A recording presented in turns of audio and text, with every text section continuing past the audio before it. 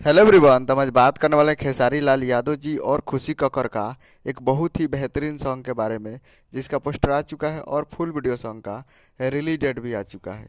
और इस गाने को लिखे हैं कृष्णा बेदर्दी जी और इसमें म्यूजिक दिए हैं आर्या शर्मा जी। और इस गाने को गाए हैं खेसारी लाल यादव जी और खुशी कक्कर जी, जो कि आपको स्क्रीन के ऊपर दिखाई दे रहा है। जिस सॉन्ग का टाइटल रखा गया है हारमोनिया, जिसका टाइटल है हारमोनिया।